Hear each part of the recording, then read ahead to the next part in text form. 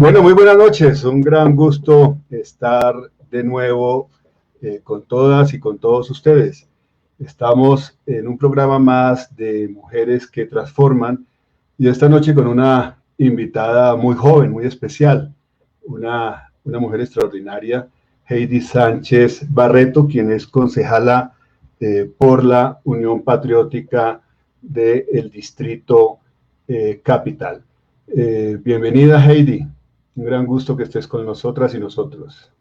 Bueno, muchísimas gracias por la invitación, magistrada. Es un gusto que por fin hayamos podido cuadrar la fecha para estar aquí en esta grata conversación. Bueno, Heidi Barreto es la menor de una familia numerosa cuyos padres son de origen campesino.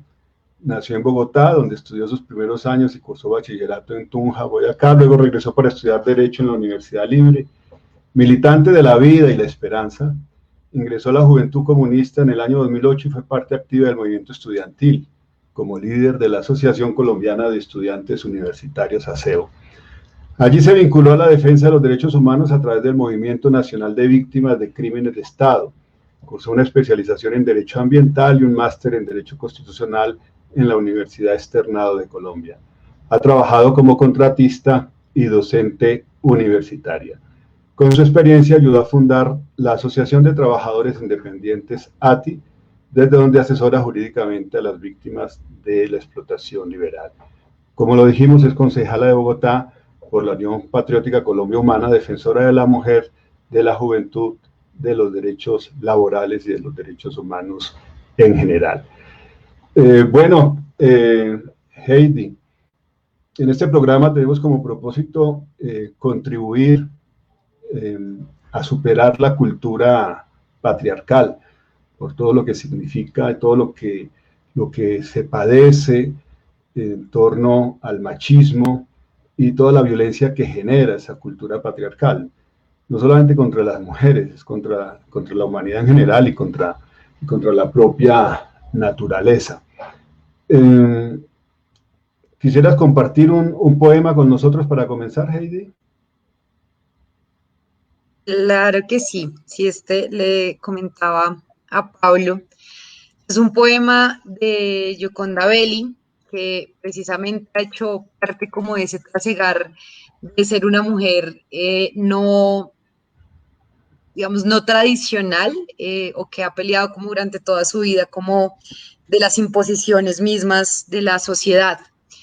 Este poema dice, bueno, desde la mujer que soy, a veces me da por contemplar aquellas que pude haber sido. Las mujeres primorosas, hacendosas, buenas esposas, dechado de virtudes, desear a mi madre. No sé por qué la vida entera he pasado rebelándome contra ellas. Odio sus amenazas en mi cuerpo. La culpa de sus vidas impecables, por extraño maleficio, me inspiran. Reniego de sus buenos oficios, de los llantos a escondidas del esposo, del pudor de su desnudez, bajo la planchada y almidonada ropa interior. Estas mujeres, sin embargo, me miran desde el interior de los espejos, levantan su dedo acusador y a veces cedo a sus miradas de reproche y quiero ganarme la aceptación universal. Ser la niña buena, la mujer decente, la Gioconda irreprochable. Sacarme 10 en conducta con el partido, el Estado, las amistades, mi familia, mis hijos, todos los demás seres que abundantes pueblan este mundo nuestro. En esta contradicción inevitable entre lo que debió haber sido y lo que es, he librado numerosas batallas mortales, batallas a mordiscos de ellas contra mí, ellas habitando en mi queriendo ser yo misma, transgrediendo maternos mandamientos, desgarro adolorida y a trompicones a las mujeres internas que desde la infancia me retuercen los ojos porque no quepo en el molde perfecto de sus sueños, porque me atrevo a ser loca, falible, tierna y vulnerable. Se enamora como alma en pena de causas justas, hombres hermosos y palabras juguetonas. Porque de adulta me atreví a vivir la niñez vedada e hice el amor sobre escritorios, en horas de oficina. Rompí lazos inviolables y me atreví a gozar el cuerpo sano y sinuoso con que los genes de todos mis ancestros me dotaron. No culpo a nadie, más bien les agradezco los dones. No me arrepiento de nada, como dijo Edith Piaf. Pero en los pozos oscuros en que me hundo, cuando en las mañanas, nomás abrir los ojos, siento las lágrimas pujando. Veo a esas otras mujeres esperando en el vestíbulo, blandiendo condenas contra mi felicidad. Impertérridas, niñas buenas me circulan y danzan sus canciones infantiles contra mí, contra esta mujer hecha y derecha, pena, esta mujer de pechos en pecho y caderas anchas, por mi madre y contra ella me gusta hacer. Muy bien, muy bien, Heidi. Yo recuerdo que ya de estudiante en la Universidad Nacional leíamos los poemas revolucionarios de la joven militante en el Frente Sandinista de Liberación Nacional, de la guerrillera heroica que era Gioconda Belli. Luego su literatura pues, ha evolucionado hacia la reivindicación del feminismo, y hay un libro que citamos aquí recientemente en la conversación que tuvimos con Ángela María Robledo, el de El País de las Mujeres, que es un libro que les recomiendo a todos y a todas leer si no lo han hecho. Un libro extraordinario que justamente cita el empoderamiento máximo de las mujeres para llegar a gobernar un país y todas las dificultades que tienen que enfrentar, toda la violencia que tienen que enfrentar. Pero sí, yo sí sueño con tener algún día un país gobernado solamente por mujeres, pero por mujeres liberadas del patriarcado, no con mujeres que gobiernen como hombres, porque de eso no se trata tampoco. Bueno, Heidi, hablemos de tu vida, de esa familia numerosa. Cuéntanos de tu niñez, de quiénes eran tus padres, por favor. Bueno, mi papá, yo soy hija por fuera del matrimonio, no soy hija de matrimonio, soy la menor de 4 hermanos por parte de mamá, de 2 hermanos por parte de papá y tengo un hermanito pequeño también solamente por parte de papá. Mis papás son campesinos, mi papá toda su vida, pues, digamos, él empezó siendo, bueno, tenía como un negocio de repuestos, luego pasó, compró un camión, fue camionero, que allí fue donde se conoció con mi mamá, en el matadero acá en el frigorífico Guadalupe. Mi mamá era ganadera y era la única mujer en esa época en el matadero, o sea, de las mujeres que negociaba ganado en esa época, y pues allí se conocieron y bueno, nací yo. Pues mi papá es un hombre profundamente conservador, campesino, diría él, como alguna vez siempre, bueno, yo leí un libro que como este de Ciervos sin Tierra, y el de Cóndores no entierran todos los días, y yo le preguntaba a él qué había sido él cuando, en el marco del bipartidismo, y él decía un solo partido y una sola religión toda la vida, católico y conservador. Y mi mami, pues sí era liberal, sin embargo, bueno, los dos son uribistas, debo decirlo. Él pues ve Siguen como, siendo livistas. aunque mi papá va a votar por Petro y mi mamá votó, pues en su momento también en el 2018 por Petro. Eh, y ellos, pues siempre, pues obviamente ellos son del Casanare, viven en Casanare, y ellos, digamos que en esa, pues ahorita, o sea, de ellos por la candidatura fue que se empezaron a hablar nuevamente, pues porque no se hablaban, o sea, ellos tuvieron una relación pues bastante conflictiva después de que se separaron, entonces casi no se hablaban. Bueno, eso en parte era como una ventaja para mí ya entrando a la universidad. Mi papá es un hombre muy restrictivo, como de esos que decía como que si usted mete las patas se olvida de mí, o sea, mete las patas, queda embarazada. Y pues que le decía a mi mamá siempre como de si la niña llega a embarrarla a usted, la responsable de absolutamente todo lo que le pase. Entonces era como siempre esa relación pues bastante del papá, esa figura de autoridad, que sin estar como todo el tiempo como esas paternidades que asumió él, pues asumió su generación, pues gran parte de su generación, hay que decir que todos, donde llegaba con mucha responsabilidad sobre la crianza y demás, sobre la madre, pero siempre como la figura de autoridad, ¿no? De que cuando ya era como, digamos, un poco complicado para mi mamá, era como me amenazaba con mi papá. Eh, y mi mamá, pues sí, ella es una mujer también campesina, ya se separó, pues como algunos años antes de que yo naciera, pues de un hogar pues bastante complicado. O sea, ella fue una niña que en su niñez, o sea, niñez porque a los 11 años el abuelo la mandó a Bogotá a trabajar como empleada de servicio. También siento un poco que su matrimonio pues se dio en cierta forma para escapar pues también un poco de eso. Y pues tengo 4 hermanos, mi hermana mayor que se llama Sol y pues es como el sol de todos y pues de nosotros, de nosotras. y pues 3 hermanos que le siguen, una tía, tengo muchos sobrinos, sobrinas, ya muchos grandes, 2 chiquitinas, una que tiene, ya va para 5 años y la otra que va a cumplir 2 añitos.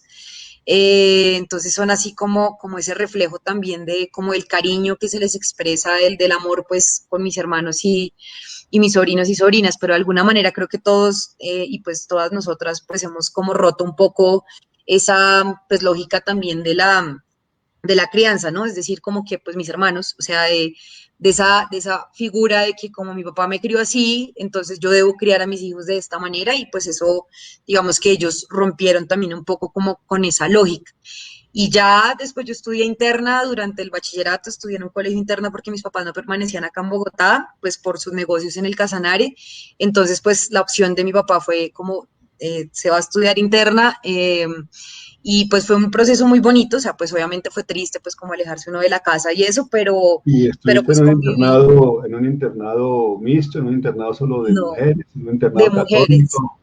No, Eh, no era, por fortuna no era de monjas, eso fue una vaina como que mi tía, una hermana de mi papá rescató porque mi papá me quería internar por allá en un pueblo que se llama Sutatensa. Entonces el internado era así como la foto de la monja que murió hace siglos al fondo de cada uno de los dormitorios.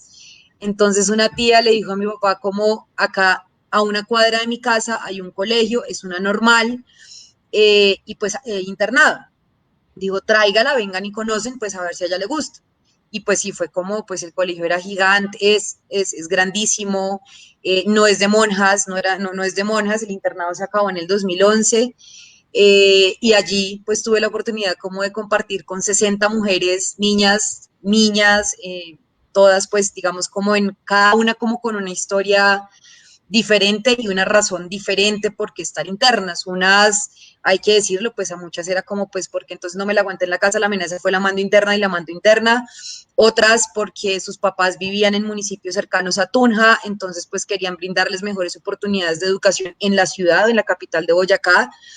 Otras huyendo de la violencia, digamos, muchas de ellas estaban allí porque las condiciones de seguridad en sus lugares de origen eran bastante complicadas, porque tienen amenazas contra ellas, contra sus familias, y la opción de sus padres era llevarlas internas. Entonces, fue un proceso muy bonito como de conocer la historia de todas y pues además que era como vivir con 60 hermanas, entonces como de estar pendientes también entre todas de lo que podía pasar, de lo que podía ocurrir, de acompañarnos, de buscar a la otra cuando estaba llorando, de jugar, digamos, durante los 6 grados, independientemente en el curso en el que estuviéramos, como de tener espacios de juego también entre nosotras. Bueno, muy bien, Heidi. ¿Y qué, qué inspiración encontraste en algunos de tus maestros, de tus profesoras o profesores en el internado? Yo tuve, bueno, en el internado hubo, a nosotras o sea, los últimos años nos cuidó, bueno, una que era la Chepita era la coordinadora de disciplina. Ella era, pues obviamente todas le teníamos miedo cuando o sea, cuando recién uno la conocía, pero ella resulta que fue jugadora de baloncesto en su juventud, yo hacía parte del equipo de baloncesto y tenía como cierto aprecio para las que entrenábamos en el equipo de baloncesto, entonces ya uno la conocía de alguna manera más personal y era una persona muy, muy bonita. Hubo otra señora que también nos cuidaba, que era Edilma, que era una de las secretarias del colegio, también una mujer que, digamos, ellas dos tenían algo en común, las dos eran mujeres solteras, eh, pero que le entregaron toda su vida a su trabajo. Entonces ellas dos siempre fueron como, bueno, la Chipita era pues como que a uno en serio le daba susto cuando la conocía, pero pues una mujer siempre muy ecuánime, deportista, y pues Edinita también era como ese referente también un poco como de compañía para nosotras, ¿no? Como esas, pues que quienes como reemplazaban en cierta forma como las mamás en el espacio del internado. Y un profesor, que es el profesor Jairo Becerra, el profe eh, fue, o sea, muy bonito. De hecho, el año antepasado, en el 2019, había un plantón en la Plaza de Bolívar. Y cuando yo iba llegando a la Plaza de Bolívar, vi unas niñas con el uniforme de mi colegio. Y yo dije, esto es. Y volteé a mirar y estaba él. entonces fue como el abrazo así, de hecho, cuando yo entré a trabajar al Centro de Memoria Histórica, a mí me pidieron el certificado de bachillerato. Entonces, yo no lo tenía y lo llamé a él, como que lo busqué porque lo tenía como en Facebook y él fue y se hizo toda la vuelta para buscar mi certificado de bachillerato y mejor dicho, aquí está, y Heidicita, lo que usted necesite siempre va a contar conmigo y cuando me lo encontré personalmente fue como, o sea, fue como no puedo creer que seas concejal, me alegro mucho por ti, he estado pendiente de todo lo que dices, de todo lo que debates, y era mi profesor de ciencias sociales en el colegio. Entonces ellos tres creo que fueron unas figuras bastante representativas en el colegio. Heidi, ¿y por qué decidiste estudiar Derecho? ¿Y por qué la Bueno, Universidad yo Libre? realmente quería estudiar, bueno, yo empecé porque quería estudiar literatura, mi papá se molestó bastante, yo fui personera en el colegio, creo que mi primera aparición en medios fue cuando estaba en el colegio porque hicimos un paro en, bloqueamos la vía Bucaramanga, yo era personera en ese entonces y pues yo quería, bueno, inicialmente quería estudiar literatura, mi papá no quiso, entonces pues dije, no, yo voy a estudiar, pues porque Bueno, además las siempre ha niñas, existido las como, niñas del colegio, decidieron bloquear la vía. ¿Y qué, sí, cuál era la sí, reivindicación y por qué? porque queríamos sacar una profesora y en esa época el colegio cumplía 130 años. Entonces nos tenían ensayando a todas un performance en las canchas de abajo, o sea, todo el bachillerato. Y yo subí y le dije al señor que pues nos dirigía como que si me regalaba unas palabritas. Entonces cuando yo me regalan unas palabritas fue que todas subimos a la vía Arcauco a bloquear. Ahí la policía, me acuerdo mucho como que la policía me estaba sacando un gas lacrimógeno. Y yo le dije, pues si usted considera, pues aquí todas somos menores de edad, el que se mete en problemas es usted si llega a atacar a alguna de nosotras. Eh, Después de eso sí, salimos como en el 7 días Boyacá y en el tiempo, y me acuerdo mucho porque yo dije, no, quiero estudiar también gobierno y relaciones exteriores en el externado, pero mi papá dijo que no, pues que era muy costosa. Entonces me acuerdo mucho que el periodista no me dijo, ¿y tú qué vas a estudiar? Entonces yo le dije, pero mi papá no me deja. Entonces me dijo, pues estudia Derecho y te especializas después en relaciones internacionales y gobierno. Entonces yo dije, bueno, si no lo había pensado. Iba a estudiar en la Nacional, mi papá como que no le gustó mucho la idea porque dijo que si estudiaba en la Nacional iba a ser una muchacha muy revoltosa y que eso no iba a ser bueno para mí. Entonces, pues entré a la libre y bueno, pues aquí estoy. Bueno, ¿y cómo te nació esa vena política? ¿De dónde te surgió? Pues yo desde muy pequeñita siempre era, o sea, era como muy, como dirían, como esa niña que quería hacer todo, ¿no? Entonces, que la novena, entonces, ¿quién lee la novena? Lorena, que en mi caso me dice Lorena, Lorena, que ¿quién quiere leer tal cosa? Lorena, entonces yo iba y leía, entonces era como que también era mucho de participar, no era la que me en la zapa del salón, pero sí participaba como en muchas cosas, las obras de teatro, que el consejo estudiantil, entonces como que mi primera incursión fue en la primaria de ser del consejo estudiantil cuando estaba como en tercero de primaria, en el bachillerato pues como el consejo en cuando estaba en octavo, pues ser también como la representante del salón, eh, y pues también siempre desde muy chiquita como preocupada también por lo que sucedía a mi alrededor, entonces me gustaba mucho la política, o sea, eso como el hacer también por las demás, por los demás, de siempre organizar como las cosas, o sea, de por lo menos cuando pasaba algo, digamos, el tema de la alimentación en el internado, que a veces era como malísima, entonces pues era como, bueno, hagamos algo, vamos a reunirnos como con la Ecónoma para ver qué hacemos, a ver si nos pone atención, lo del cole, de siempre como, bueno, busquemos también qué hacemos también para mejorar las condiciones de las que estábamos estudiando en un internado, que el tema de los horarios de ingreso, bueno, como todo ese tipo de particularidades siempre me interesaron y pues cuando entré a la universidad yo ingresé a la Asociación Colombiana de Estudiantes Universitarios por un foro que fue el cuarto foro de los estudiantes frente al conflicto social y armado. Y de ahí participé en lo que fuera el primer encuentro de las víctimas de crímenes de Estado antes de que se creara el MOVICE como tal, que fue yo no sé si tú estabas en el país, creo que tú estabas como al frente de la FIDH por Colombia en ese momento, no sé si estabas en Colombia como por esos años, pero fue ese encuentro como de ver todas esas realidades de hombres y mujeres. A mí siempre me gustó, bueno, o sea, como revisar mucho de la historia de la Unión Patriótica, de por qué, o sea, de lo que fuese trasegar de sus dirigentes políticos de la Unión Patriótica. Y en el Móvice, pues ya en ese encuentro, pues yo me empecé a interesar mucho por los temas de derechos humanos como tal. Conformamos el colectivo Uriel Zapata en la universidad y ese colectivo tenía una comisión que era la Comisión de Derechos Humanos. Entonces, en ese año, bueno, fue la muerte de Johnny Silva, en el 2006 de Oscar Salas, de Nicolás Neira, bueno, Nicolás Neira fue en el 2005, y fue como el hacer algo también un poco por esa realidad en materia de derechos humanos, pues producto del conflicto en nuestro país.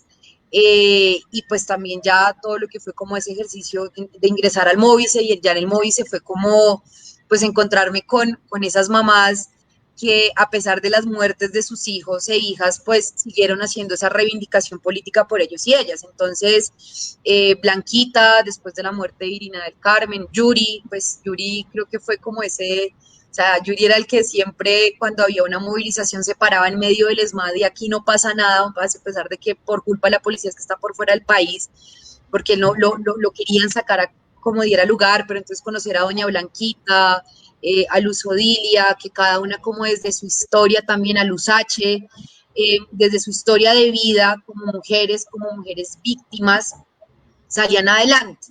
Y en esa reivindicación política, entonces por lo menos Carmen Mayusa también fue una mujer que a mí me llegó mucho al corazón, pues porque Carmen, o sea, toda su familia, pues era de la Unión Patriótica, era el Partido Comunista, y ellas todas, o sea, pues a sus hermanos los mataron. De hecho, la muerte de su hermano, de uno de sus hermanos, es tenaz porque él llama a la casa y le dice al papá como no me busquen más porque me van a matar, o sea, esto aquí ya es irremediable, no hay nada que hacer. Y a él lo matan, lo entregan en una bolsa, ellas dos están presas, o sea, tanto Carmencita como Inés, a ellas las detienen, a uno, o sea, al otro hermano también lo asesinan y ellos hacían como el pleno familiar, contaba Carmen. Y hoy Carmencita pues es una de las fundadoras de ANTOC, es dirigente de ANTOC, eh, y esas mujeres como en esa historia, o sea, Luz Odilia, que Luz Odilia aparece en el baile rojo, entonces como asesinan a su hijo y poder reivindicar esa historia, y pues para muchas de ellas que todavía no han logrado encontrar un grado mínimo de justicia por la muerte de sus hijos, de sus esposos, por lo menos en el caso de Luz H. Entonces fue como ese espacio también de formación, pero también de cariño y de amor a estar acá. O sea que creo que la política la mueve el amor también. Y si no está, como diría el Che, o sea, déjeme decirle, a riesgo de ser, ahora se me olvidó, a riesgo de ser ridículo, pues el verdadero revolucionario está inspirado por grandes sentimientos de amor. Bueno, Heidi, ¿y cuándo se entera tu papá que tú te metes en movimientos en los que él no quiere que estés? Justamente te puso en una universidad privada para alejarte de esas posibles tentaciones de contaminarte de revolución, de ideas de radicalismo, de transformación social. ¿Cuándo se entera él que tú te metes con los movimientos de derechos humanos, con las víctimas, que militas en la Juventud Comunista? ¿Cómo se entera él de eso? Él siempre supo, o sea, él ya después como que se enteró, pero realmente pues él se sentaba a hablar con una de política y esas cosas, compartía vainas como de oposiciones, pero pues él nunca, de hecho, ya en la universidad, él nunca me recriminó la militancia.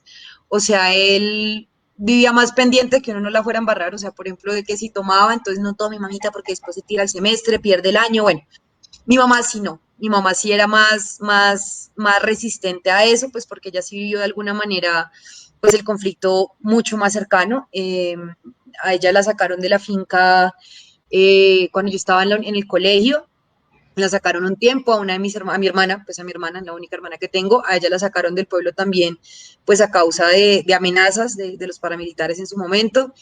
Y ella sí siempre no le gustó, entonces ella era como la que me llamaba y por su culpa la van a matar, nos van a matar a todos, Lorena, ¿te pasa algo? Y mejor dicho, terrible, o sea, yo me muero si a usted le pasa algo, y mis hermanos ahí encima como es que usted no se preocupa por mi mamá, usted sí que únicamente piensa en usted, a usted le pasa algo y mejor dicho aquí mi mamá nunca se levanta, bueno, o sea, como que fue mucho eso y ellos creían, o sea, o ellos tenían como la convicción de que una vez yo saliera a la universidad y entrara a trabajar, a mí se me iba a olvidar todo eso. Y ya me iba a meter en la dinámica laboral y ya eso iba a ser como lo que me iba a sacar de absolutamente todo el escenario político y bueno, ya creo que el trabajo es otro y pues ya están como más, o sea, pues ya les toca, o sea, ya no pueden decir como, y pues ellos orgullosos allá, entonces no, mi chinita es concejal de Bogotá, pero entonces dice mi papá, y yo siempre que cuento por qué partido es, dice a la gente ya no le gusta, entonces dice, no, pero a China por ahí es guerrillera, entonces eso eso no le va a ir bien, o sea, chévere que está ahí en política, pero pues está por donde no es. Bueno, ¿y cómo terminas en la Unión Patriótica, Heidi? ¿Cómo, incluso pues frente al conocimiento que ya tenías, que ha sido un movimiento político objeto de exterminio, objeto de genocidio, eh, porque bueno, viviste también esa experiencia en el movimiento de víctimas de crímenes de Estado? O sea, ¿cómo terminas vinculándote a este partido político? Bueno, pues yo entré a la JUCO y pues de ahí pues hicimos parte de, como de varios escenarios, ¿no? Incluido pues el nacimiento del polo en el año 2006, que era pues como esa apuesta de izquierda o de proceso también de Frente Amplio, creo que era el pacto histórico de la época, ¿no? Donde confluían de alguna manera todos los sectores democráticos y alternativos, pues con el uribismo en el absoluto ascenso, o sea, en el pleno pico era como la única alternativa que existía en ese momento. Eh, Luego, pues hicimos parte de la marcha patriótica, o sea, también un poco, incluso por estar en la marcha patriótica nos echaron del polo, y a la UP le devuelven su personería jurídica en el 2013, y para mí la Unión Patriótica representaba como ese ideal de izquierda, ¿no? O sea, lo que fue la Unión Patriótica en los 80, pues digamos que de alguna manera, o sea, el proyecto de la Unión Patriótica pues sigue siendo una apuesta política vigente. Y cuando devuelven la personería jurídica fue como rearmar o tratar de rearmar muchas cosas, que pues ha sido muy complicado, hay que decirlo, todavía sigue siendo muy complicado, pero empezamos con todo el proceso de la Unión de Jóvenes Patriotas en Bogotá, entonces del 2013 hasta el 2016, pues estuvimos como al frente de todo lo que era la organización juvenil de la UP en Bogotá y de procesos unitarios con otras organizaciones de jóvenes en Bogotá, y ya en el 2016 pues se asume como la coordinación de la UP en el distrito, ¿no? Entonces pues la llegada de Aida, o sea, ella, digamos, Aida tiene como diríamos, un perrenque y un aguante o sea, no lo tiene ni una que tiene pues sus años menos, pero que todo el tiempo está buscando solución. O sea, y eso es lo que yo quería por lo menos, porque Aida, tú le dices, no sé, hay este problema en tal lado, y ella no dice, como a veces a una le pasa como, madre, es que nosotros no somos bancada de gobierno, entonces, pues bueno, hacemos una mesa de trabajo o algo, sino ella busca cómo solucionar en el inmediato el problema de la persona, de alguna manera o con alguna ayuda, y creo que eso es como esa esencia de Aida, ¿no? O sea, obviamente uno siente los problemas de otros de corazón, pero la historia política de Aida y el llegar a Colombia fue eso, o sea, como que bueno, nos quemamos en el 2014, no importa, echamos para adelante, nos quemamos en el 2015, no importa, le seguimos haciendo, y ella decide volver a ser parte de la lista en el 2018, y ella dice, yo vuelvo si es un proceso unitario, si no hay proceso unitario, yo no vuelvo. Y ese ejemplo también de lo que es la Unión Patriótica, o sea, de más allá de como obviamente de todo el proceso de genocidio, de todo lo que fue el nefasto genocidio en contra de la Unión Patriótica, el levantar esas banderas y decir, vea que todavía somos vigentes, vea que aquellas personas que dieron su vida, porque además ese discurso de Jaime Pardo Leal que a cualquiera le eriza la piel cuando dice que nuestra vida se la hemos entregado a los trabajadores, que está convencido que así los maten a ellos, sigue detrás está la Unión de Jóvenes Patriotas que los va a relevar, y era como ese convencimiento absoluto, cosa que no fue así, o sea, mataron una generación completa, y eso, o sea, es como esa lógica de, oiga, sí, o sea, esto es una cuestión de cariño, es una cuestión de entrega, y de que más allá de lo que puedan decir de nosotros y de nosotras, que son chiquitos, que ustedes no hacen, que todo, o sea, es también como esa convicción de estar del lado correcto, ¿sí? Estar del lado correcto de más allá de un interés individual, o sea, puede que yo no hubiese ganado en la consulta, no haber sido concejal en este momento, pero igual hubiese estado entregando mi trabajo político en el espacio donde me encontrara. Bueno, muy bien, Heidi. Justamente hemos tenido también aquí a Aida Bella contándonos su lucha, su historia, su niñez, su juventud, sus años de exilio y efectivamente, como tú lo resaltas, esa extraordinaria capacidad de resiliencia y, y lo más importante también es que tiene una fuerza que le crece además con los años, ¿no? Sí. No, es impresionante. Y bueno, yo también resulté siendo defensor de derechos humanos a raíz del magnicidio de Jaime Pardo Leal, porque era mi profesor en la Facultad de Derecho Penal, era mi amigo, yo le admiraba mucho, lo acompañé también en su campaña política a la presidencia y me dio muy duro su asesinato y los estudiantes me eligieron, los estudiantes de la Universidad Nacional, para que en nombre de los estudiantes hablara en el homenaje que se organizó en nombre de su memoria en el Auditorio León de Gres de la Universidad Nacional.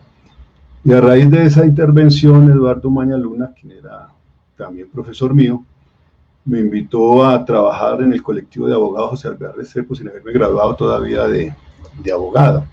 Y ahí empecé pues a profundizar mi compromiso con los derechos humanos. Heidi, ahora estamos en la perspectiva de que pronto tengamos un nuevo código electoral.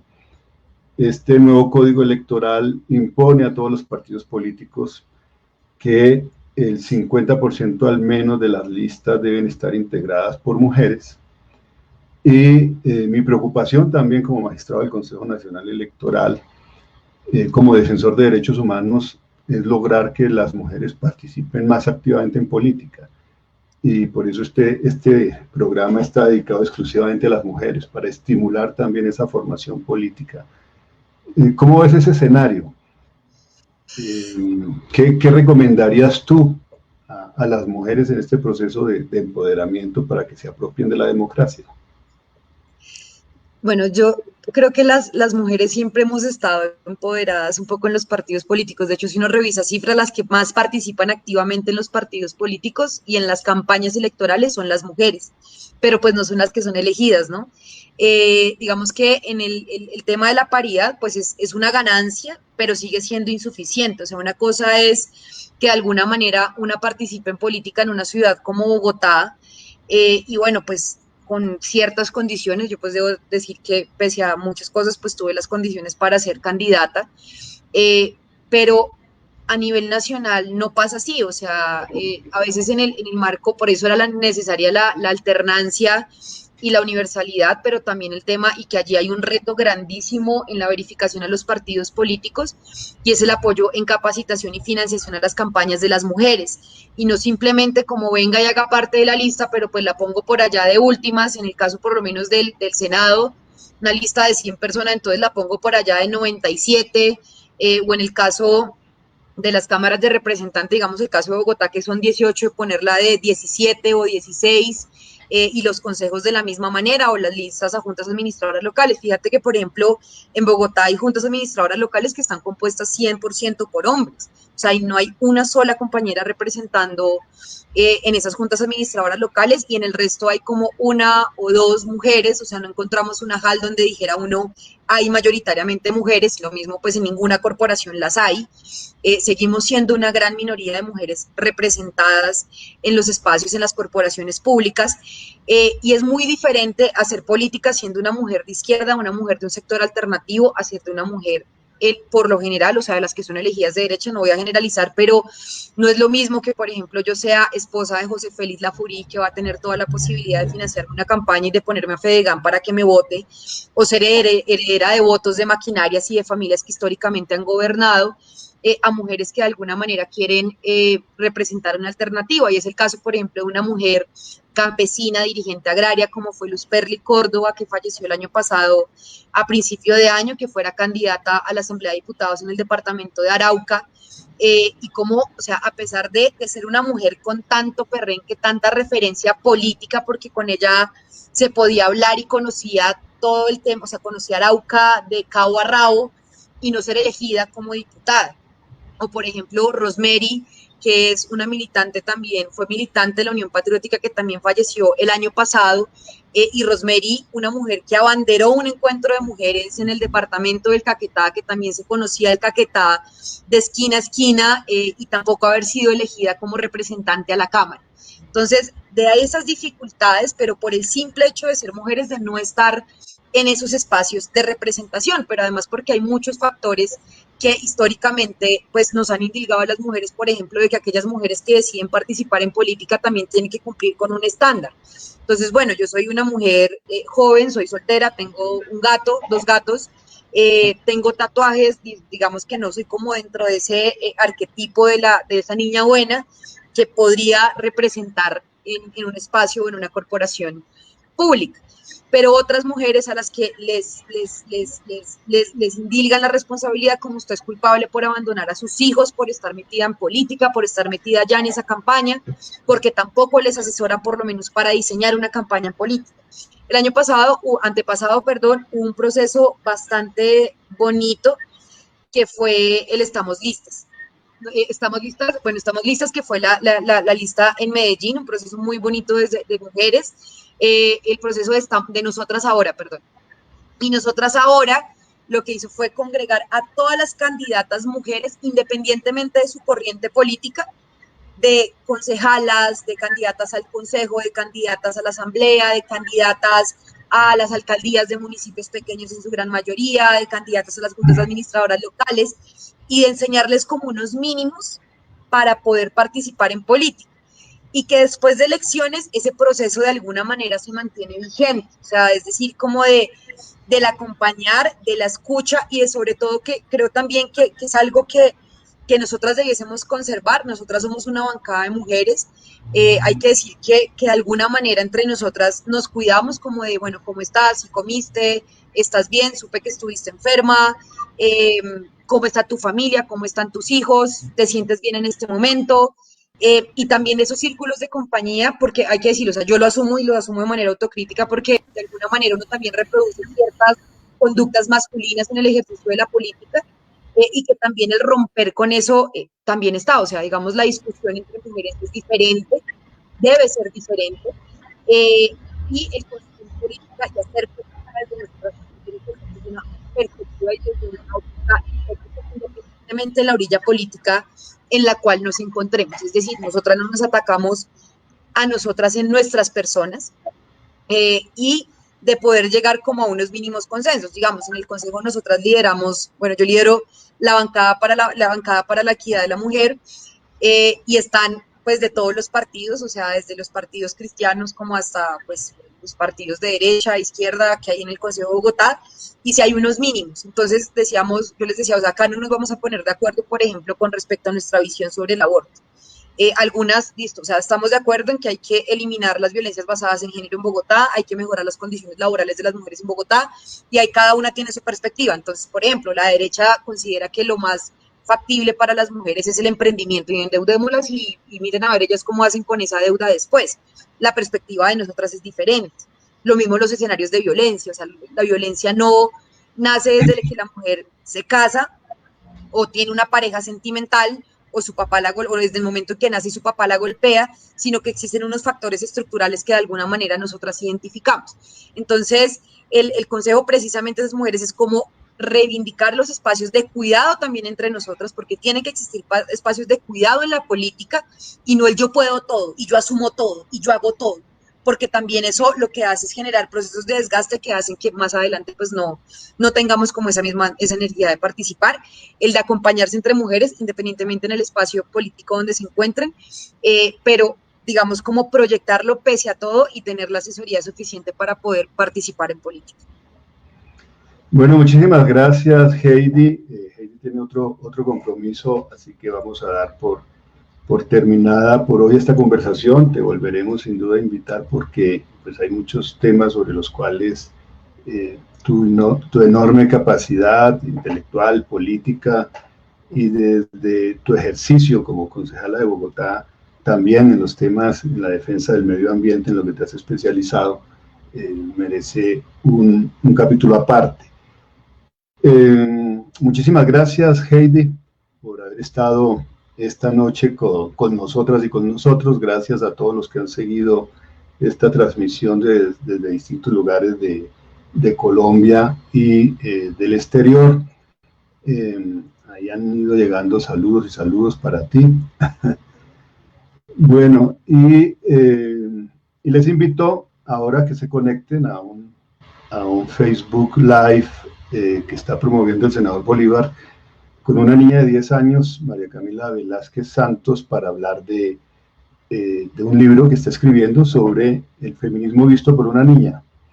Y es muy apasionante poder escucharla, conocerla y próximamente leer su libro. También la invitaremos a este programa. No es tan sencillo encontrar una niña de 10 años que con propiedad hable de luchas feministas. Bueno, Heidi, muchísimas gracias por habernos acompañado. Gracias por la invitación, un fuerte abrazo y felicitaciones por ese buen trabajo en el CNE. Chao a todos y todas. Gracias. Mucha suerte.